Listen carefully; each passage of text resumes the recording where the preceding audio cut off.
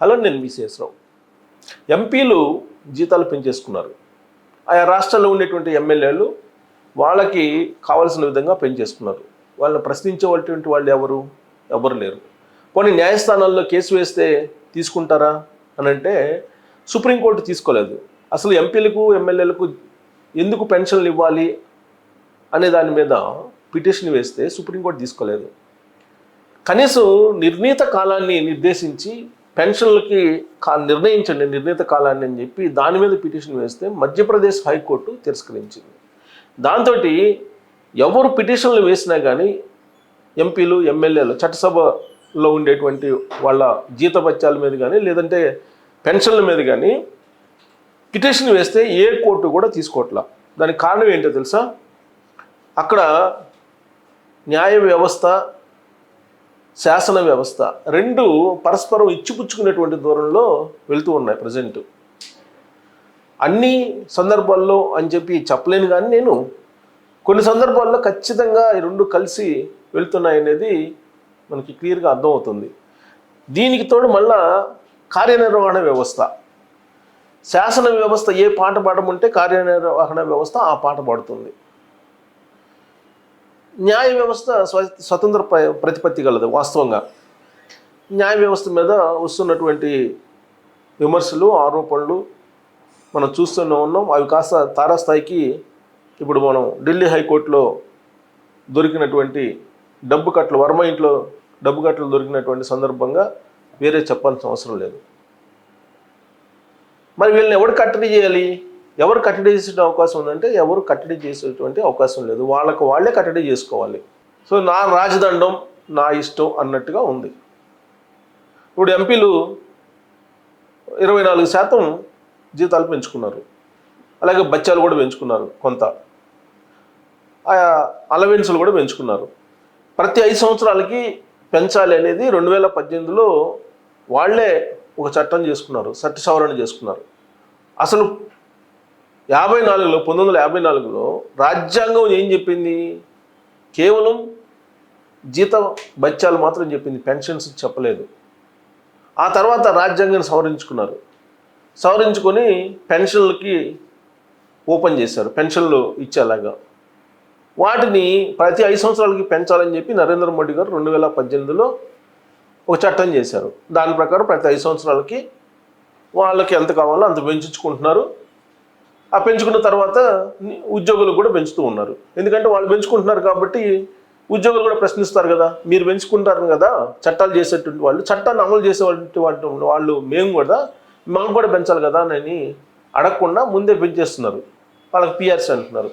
అయితే దీనికి ఒక ప్రాతిపదిక ఉందా అంటే ప్రాతిపదిక ఉంది. ద్రవ్యోల్బణానికి అనుగుణంగా పెంచుకోవాలి అనేది ఒకటి పెట్టుకున్నారు.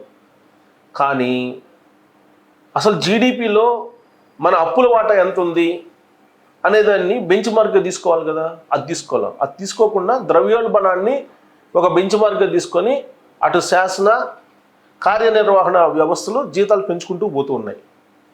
దీంతో దేశం రాష్ట్రం అప్పుల ఊబిలోకి వెళ్ళిపోతూ ఉన్నాయి.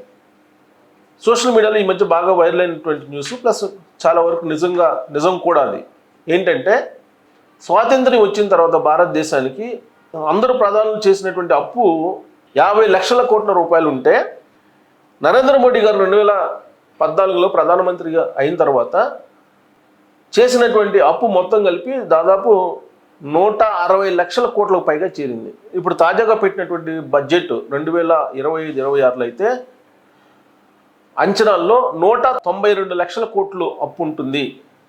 అప్పు రాబోయేటువంటి రోజుల్లో 192 లక్షల కోట్ల రూపాయలు ఉంటుంది అని చెప్పి అంచనా వేశారు. 192% పెరిగింది గతం కంటే. ఇప్పుడు నరేంద్ర మోడీ గారు అధికారంలోకి వచ్చిన తర్వాత అప్పులు తీసుకునేటువంటి శాతం 192% పెరిగిందని చెప్పి వాళ్ళే అంచనా వేశారు.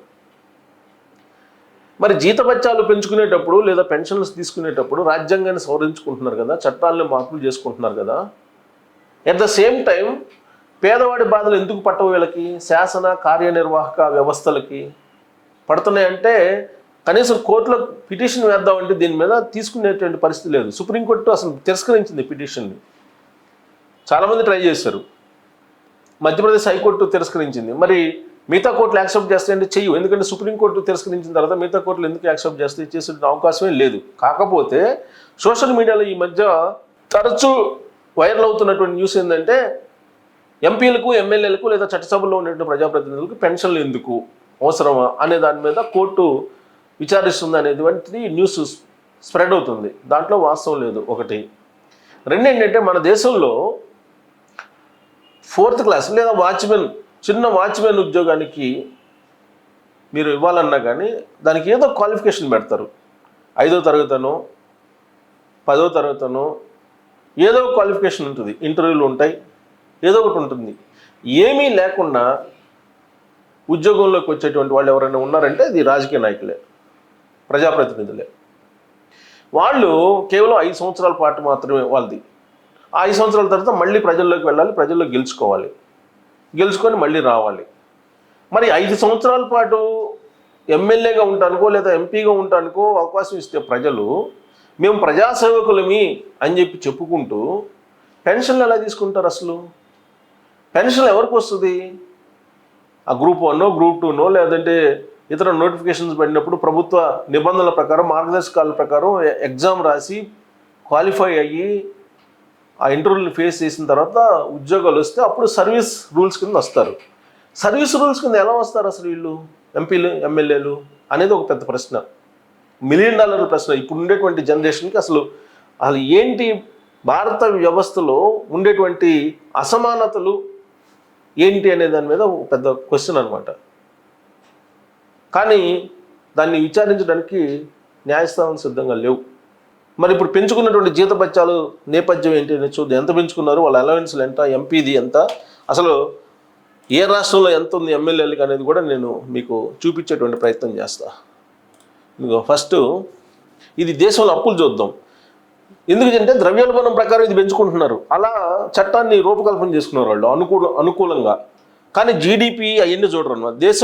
దేశంపై అప్పుల భారం 2026 మార్చి 31 నాటికి 196,78,000 కోట్ల రూపాయలకు సుమారుగా ఉంది. కేంద్రం అంచనా వేసింది, నేను చెప్పడం కాదు. ఇది దేశంలో ఉండేటువంటి పరిస్థితి. అంటే 196 లక్షలకు వెళ్తుందని చెప్పారు. మరి ఇలాంటి పరిస్థితుల్లో భారత్ అంత అప్పుల్లోకి వెళ్తున్నటువంటి పరిస్థితుల్లో, సంక్షోభంలో ఉన్నటువంటి పరిస్థితుల్లో ఇంకొక విషయం కూడా నేను చెప్పదలుచుకున్నాను. పాకిస్తాన్ కంటే మనం ఎక్కువ అప్పుల్లో ఉన్నాం భారతదేశం. ఇది నోట్ చేసుకోవాలి. ఆయా దేశాల అప్పులు తీసుకుంటే కనుక పాకిస్తాన్ కంటే మనం ఎక్కువ అప్పుల్లో ఉన్నాం. అదేమంటే అమెరికా మనకన్నా ఎక్కువ అప్పులు చేసింది కదా అనొచ్చు మీరు, అది కూడా నిజమే. మరి అప్పుల్లో ఉన్నట్టు పరిస్థితుల్లో జీతాలు పెంచుకుంటారా? బాధ్యతాయుతమైనటువంటి ప్రజాప్రతినిధులు అంటే వాళ్ళు పెంచుకున్న దాని ప్రకారం ఎంపీల జీతం ఇప్పుడు ఏమవుతుంది? 1,24,000 ప్రతి నెల. ప్రయోజనాలు ఏంటి? నెలకు అన్నీ కలిపి 2,81,000 పొందుతారు. గతంలో ఇది 2,30,000 ఉండేదన్నమాట. ఇది 1996లో 500 జీతం ఉండేదంటే అది కాస్త పెంచుకుంటూ వెళ్ళారు. ఆఫీస్ ఖర్చుల కింద 75,000. పార్లమెంట్ కమిటీ సమావేశాలకు హాజరైనందుకు 2,000 రూపాయలు, 2,500 ఇప్పుడు పెంచారు. ఫర్నిచర్ అలవెన్స్లు 1,25,000, నియోజకవర్గ బత్యం 87,000, ఎంపీ వారి కుటుంబ సభ్యులకు కలిపి 34 ఉచిత విమాన టికెట్లు, ఉచిత రైలు పాసు, 50,000 యూనిట్లు విద్యుత్తు, 4 లక్షల లీటర్ల ఉచిత నీళ్లు, ఫోను, ఇంటర్నెట్ ఉచితం. బత్యం కింద లోక్సభ ఎంపీలకు సంవత్సరానికి 1,50,000 ఉచిత కాల్స్ అంట. రాజ్యసభ ఎంపీలకు సంవత్సరానికి 50,000 ఉచిత కాల్స్ చేసుకునే అవకాశం. రోడ్డు ప్రయాణ బత్యం కూడా లభిస్తుంది. సో మినిస్టర్లకు లభించేది ఇవన్నీ వివరాలు ఇది. సో ఇలాంటి పరిస్థితుల్లో పెన్షన్ కూడా పెంచుకున్నారు. వీళ్ళేంది పెన్షన్ గతంలో వీరికి నెలకు 25,000 రూపాయలు ఉండేదంట, తాజాగా 31,000 చేసుకున్నారు. అంటే ఒకసారి ఎంపీగా చేసినా సరే 31,000 పెన్షన్ లభిస్తుంది. సో ఇక 5 సంవత్సరాల కన్నా ఎక్కువ గెలిస్తే కనుక ఇంకొక ఎక్స్ట్రా 2,500 ఎక్స్ట్రా వస్తుంది. అంటే ఇది పెంచుకుంటూ పోయి లాస్ట్కి మీకు భారతదేశాన్ని ఏ విధంగా వీళ్ళు అప్పుల పాలు చేశారనే దానికి ఉదాహరణ అనమాట ఇది. ఇంతకన్నా ఏమన్నా ఉందా? ఇదొక ఎత్తు అయితే నేను మీకు అసలు మన రాష్ట్రాల్లో, భారతదేశంలో ఉండేటువంటి ఆయా రాష్ట్రాల్లో అత్యధికంగా జీతాలు కలిగినటువంటి రాష్ట్రం ఏది అని అంటే నేను చూపిస్తాను. నేను మీకు చదివి వినిపిస్తాను. ఎందుకంటే మీకు తెలంగాణ మహారాష్ట్ర ఎక్కువ ఉంది హయ్యెస్ట్ ఇప్పుడు తీసుకున్నటువంటి నిర్ణయం ప్రకారం. తెలంగాణ హయ్యెస్ట్ ఉంది 2,50,000 ఎమ్మెల్యేకి జీతం. మళ్ళీ జీతం బత్యాలు వేరే ఉంటాయి. మళ్ళీ మహారాష్ట్ర 2,32,000. ఏమన్నా అర్థం ఉందా? ఎంపీకి ఏమో 1,25,000 ఇప్పుడు పెంచిన దాని ప్రకారం. తెలంగాణలో గెలిస్తే ఎమ్మెల్యే కానీ ఎమ్మెల్సీ కానీ 2,50,000 నెలకి. మహారాష్ట్ర 2,32,000, ఢిల్లీ 2,10,000, ఉత్తరప్రదేశ్ 1,87,000, జమ్మూ కాశ్మీర్ 1,60,000, ఉత్తరాఖండ్ 1,60,000, ఆంధ్రప్రదేశ్ 1,30,000. బహుశా నేను అనుకుంటూ పెంచుకుంటారేమో రాబోయే రోజుల్లో. హిమాచల్ ప్రదేశ్ 1,25,000, రాజస్థాన్ 1,25,000, గోవా 1,17,000, హర్యానా 1,15,000, పంజాబ్ 1,14,000, పశ్చిమ బెంగాల్ 1,13,000, జార్ఖండ్ 1,11,000, మధ్యప్రదేశ్ 1,10,000, ఛత్తీస్గఢ్ 1,10,000, తమిళనాడు 1,05,000. మన పక్కనే ఉంది. మన శాలరీస్ ఎంత, వాళ్ళ శాలరీస్ ఎంత చూడండి. మన ప్రజాప్రతినిధులు. కర్ణాటక 98,000 ఎమ్మెల్సీ జీతం. సిక్కిం 86,000, కేరళ 70,000, గుజరాత్ 65,000. గుజరాత్ అందరూ చెప్పుకుంటారు కదా, 65,000 నరేంద్ర మోడీ గారు అక్కడ ఇస్తుంది. మరి మిగతా రాష్ట్రాల్లో ఇప్పుడు తెలంగాణలో, ఆంధ్రప్రదేశ్లో 2,50,000 ఏంటి? 2,50,000, 1,30,000 ఏంటి? మరి గుజరాత్ లాగా అందరినీ జీతాలు తీసుకోమనొచ్చు కదా నరేంద్ర మోడీ గారు. అది చెప్పరు. మళ్ళా ఒడిశా 62,000, మేఘాలయ 59,000, పుదుచ్చేరి 50,000, అరుణాచల్ ప్రదేశ్ 49,000, మిజోరాం 67,000, ఇక అస్సాం 42,000, మణిపూర్ 37,000, నాగాల్యాండ్ 36,000, త్రిపుర 34,000. ఇది జీతాలు ఆయా రాష్ట్రాల్లో ఎమ్మెల్యేలకు ఇచ్చేటువంటివి. దీనికి ఏమన్నా అసలు శాస్త్రీయమైనటువంటి విధానం ఉందా? లేదు. ఏ రాష్ట్రంలో వాళ్ళు ఆ రాష్ట్రానికి తగిన విధంగా జీతాలు తీసేసుకుంటున్నారు. దానికి బాధ్యత లేదు. అసలు కనీసం ఆలోచించడం కూడా ఆలోచించరు. ప్రజలు ఏమైపోయినా సరే మనకు కావాల్సింది మనకి. పోనీ ఇంత జీతాలు తీసుకుంటున్నారు కదా, కరప్షన్ లేదంటే political corruption, highest corruption political corruption, తర్వాత ఎగ్జిక్యూటివ్ కరప్షన్, తర్వాత జ్యుడిషియరీ కూడా ఉంది, మీడియా కూడా ఉంది. కాకపోతే ఎక్కువ తక్కువలే. మరి భారతదేశాన్ని లేదంటే వ్యవస్థను ఎటు తీసుకెళ్తున్నాం మనం? తమ చేతిలో అధికారం ఉంది కదా అని చెప్పేసి ఎవరు ఇష్టం వచ్చినట్టు వాళ్ళు వెళ్తే రాబోయేటువంటి రోజుల్లో పరిస్థితి ఏంటి అనే దాని మీద మీరు కామెంట్ చేయొచ్చు. Thank you.